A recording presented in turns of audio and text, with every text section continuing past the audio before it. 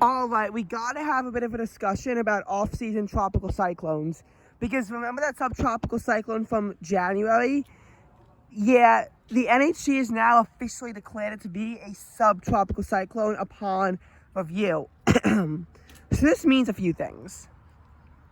First of all, this was technically a subtropical cyclone that delivered snow. It's very rare, but it makes sense given the context of the fact that it was, well, January.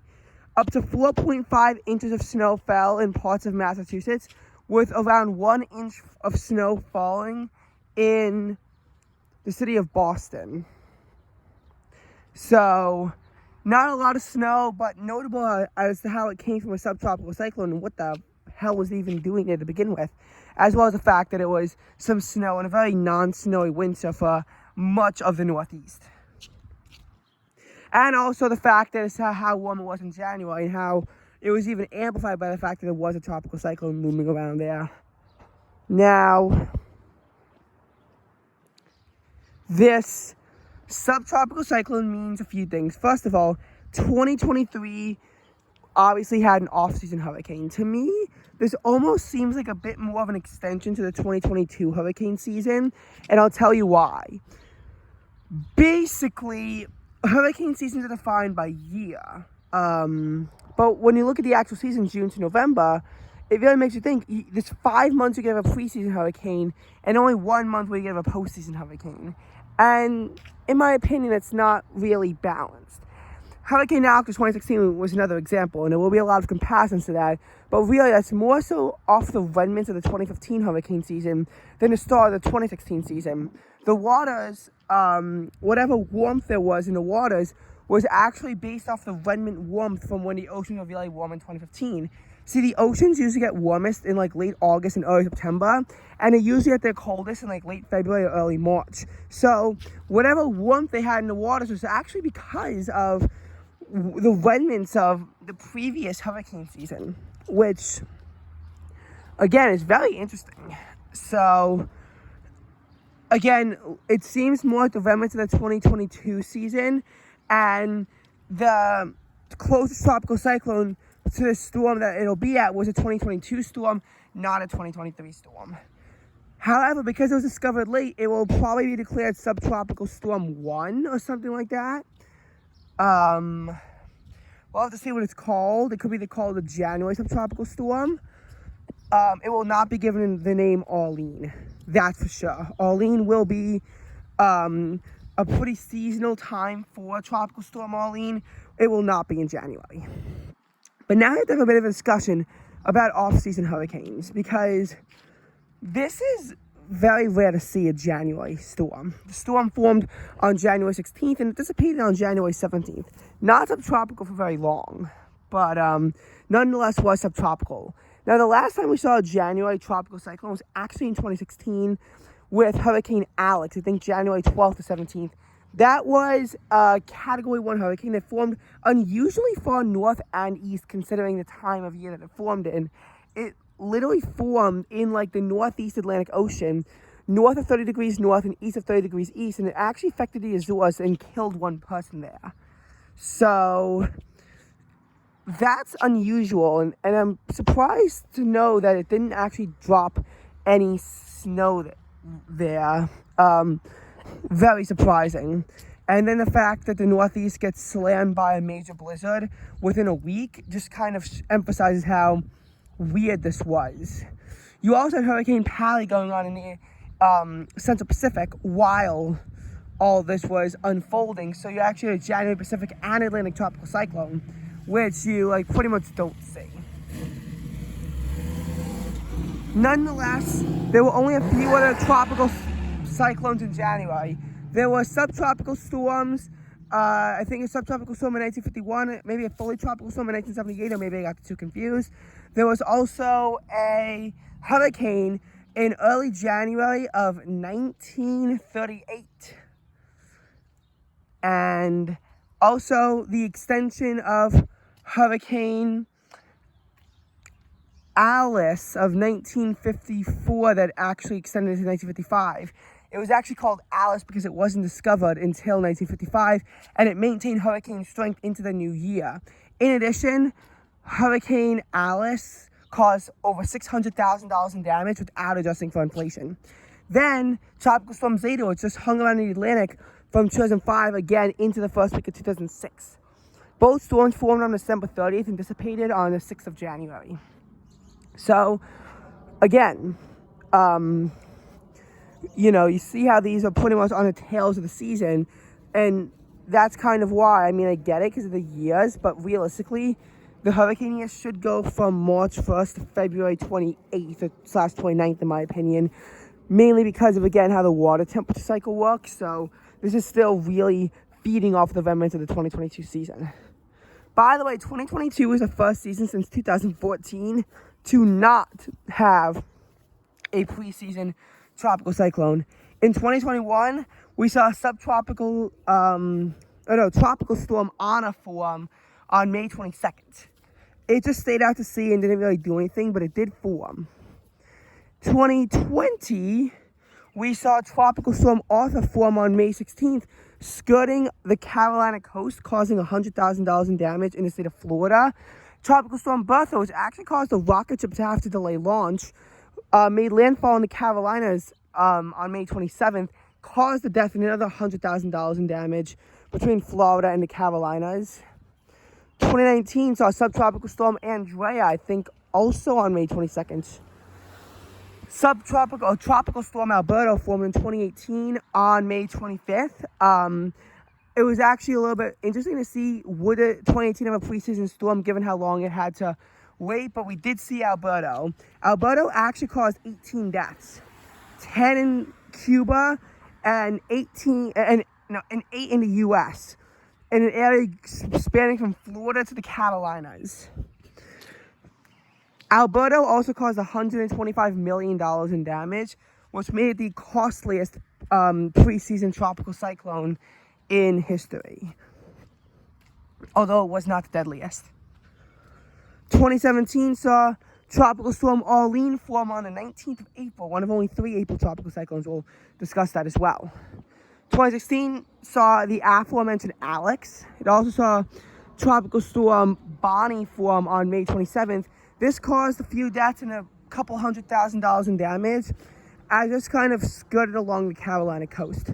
Finally, Tropical Storm Ana formed on May 8th, 2015, which I'm not sure of the impact, but it caused some in the Carolinas. There was definitely some damage, probably about $1 million. I don't know if there were any lives lost. An interesting fact was that this is one of the few cases of where a tropical cyclone and winter storm existed concurrently, because there was a winter storm going on in the Rocky Mountain regions. I was getting a lot of media attention, dumping feet of snow across Colorado, and then the two systems actually merged, which wound up kind of killing both systems, but they were concurrent.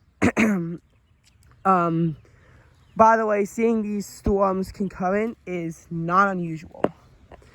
And you might be wondering, the last time that we saw an official postseason tropical storm, there's actually a subtropical cyclone that formed on December 5th, 2013 and dissipated 2 days later. 2013, while a near-active season, was actually well below average in terms of accumulated cyclone energy, because very few of the tropical storms that formed became hurricanes, none stronger than a Cat 1. So that was interesting. As far as snowy canes, this isn't really going to go down as a snowy cane. There weren't that many of them. Hurricane Larry was an example of a snowy cane, but that's because the extratropical remnants brought snow to parts of northern Greenland, but that's really far in the Arctic, so it gets an asterisk in my opinion because of that. Hurricane Zeta delivered up to 6.5 inches of snow in Massachusetts. It made October 2020 become the snowiest October in history at Boston, with 3.5 inches of snow there. Brought temperatures down to the teens in Albany, and was a very interesting storm because it happened to merge with another winter storm that was ongoing in Oklahoma.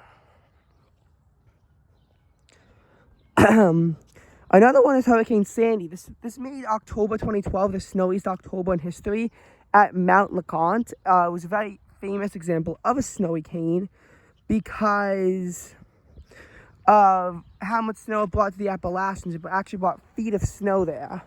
And the winter storm actually caused 7 people to die in the state of West Virginia. Now, Hurricane Wilma dumped over 20 inches of snow in parts of Vermont and New Hampshire. But because it was a nor'easter formed off the storm, and because of the fact that we saw,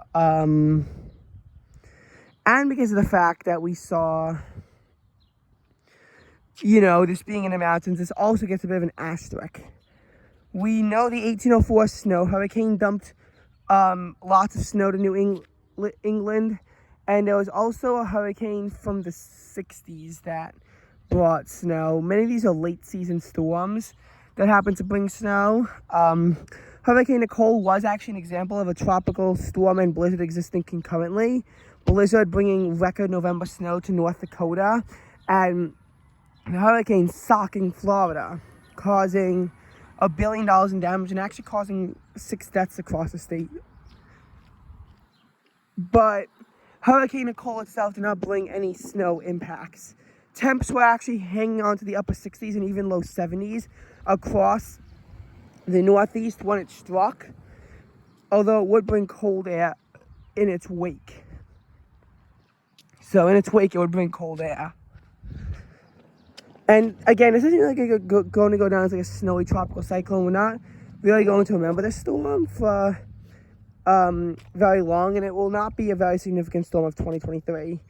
So far, the storms of 2023 that are going to go down is the waves of atmospheric rivers that came throughout the entire winter across the state of California.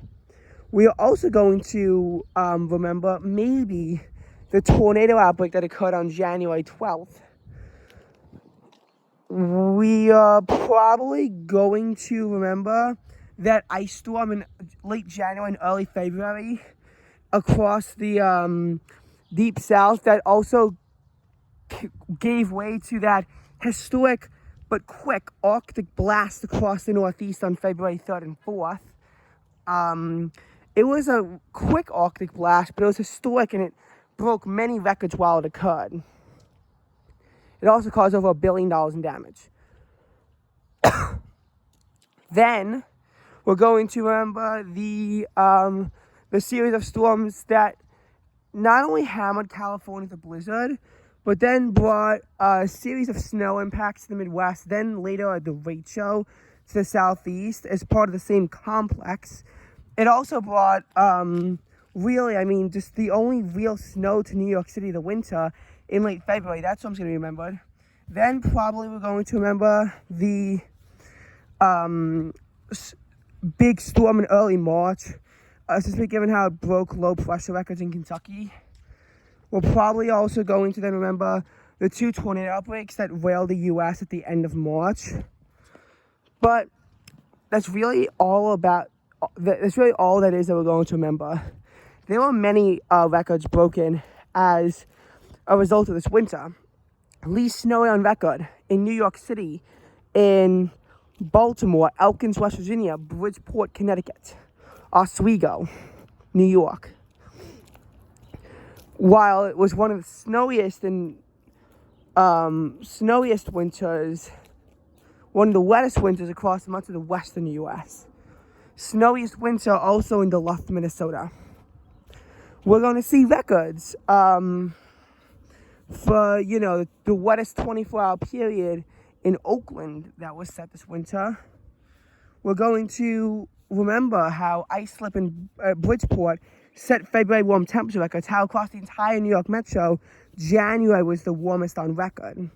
We're going to remember how during this winter, we saw, we're going to kind of remember how we saw what was it? Some, like the NWS San Diego having to give their first ever blizzard warning. We're probably going to also remember Portland having the second snowiest day on record. West Virginia set a May record for snowfall. Casper had both their coldest and snowiest day in history. One of the largest temperature drops in history for Denver, as well as New York City as well, in the same storm. We're going to remember this winter for a lot of things. Coldest wind chill ever in the United States as a whole. I'm telling you. Again, probably an all-time record low at Whiteface Mountain at negative 40.2 degrees Fahrenheit. So we're going to remember this winter for a lot. But it'll be interesting, as I always say.